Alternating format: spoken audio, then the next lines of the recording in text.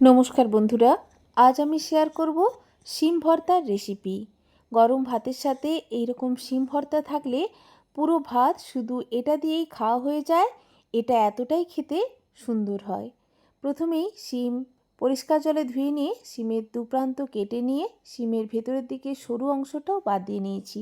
এরপর ফ্রাইং প্যানে 1 চামচ মতো কালো জিরে, কয়েকটা রসুন ও 2টো কাঁচা লঙ্কা গ্যাসের ফ্লেম লোতে রেখে হালকা করে ভেজে নিচ্ছি।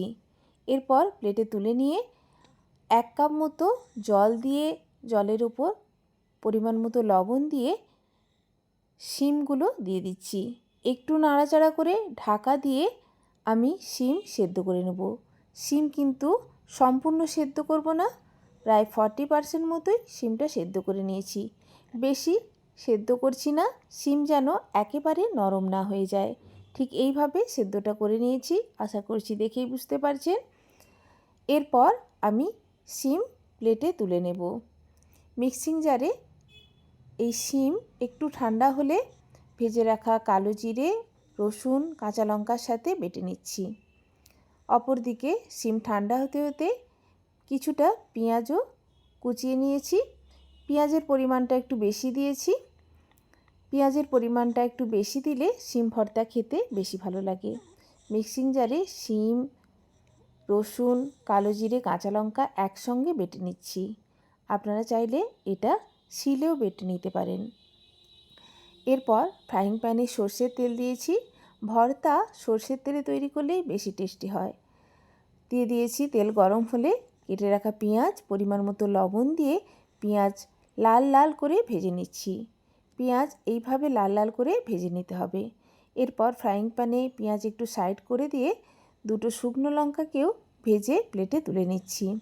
এরপর ভেজে রাখা পেঁয়াজের ওপর দিয়ে দেব মিক্সিং জারে বেটে রাখা শিম। শিম বাটার সময় কিন্তু একেবারেই জল দিইনি, জল ছাড়াই শিমটা বেটে নিয়েছি।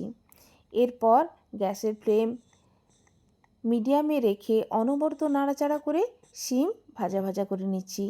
এইভাবে ভাজতে ভাজতে যখন শিমের জল একেবারে শুকিয়ে আসবে, শিম ফ্রাইং প্যান ছেড়ে উঠে আসবে, বুঝতে হবে শিম কিন্তু একেবারে তৈরি। শিম ভর্তা সার্ভ করার জন্য একেবারে রেডি। দেখেই বুঝতে পারছেন একেবারে শিমের জল শুকিয়ে এসছে, ফ্রাইং প্যান ছেড়ে শিম উঠে আসছে। এরপর প্লেটে তুলে নেব। সবশেষে আমি শিমের স্বাদ দ্বিগুণ করার জন্য এর উপর একটু কাঁচা সর্ষের তেল দিয়েছি। কাঁচা সর্ষের তেল অবশ্যই অ্যাড করবেন। দিয়ে দিচ্ছি 2টো শুকনো লঙ্কা। কাঁচা সর্ষের তেল দিলে শিম ভর্তার স্বাদটা দ্বিগুণ হয়ে যায়। সাদা ভাতের সাথে গরম গরম এরকম শিম ভর্তা মেখে খেতে দুর্দান্ত লাগে। রেসিপি অবশ্যই ট্রাই করবেন। রেসিপি ভালো লাগলে চ্যানেলকে like, comment, share and subscribe করার অনুরোধ রইল। ধন্যবাদ। আবার হাজির হব নতুন কোন রেসিপি নিয়ে। ততক্ষণ পর্যন্ত সুস্থ থাকুন, নিজের মনকে আনন্দে রাখুন।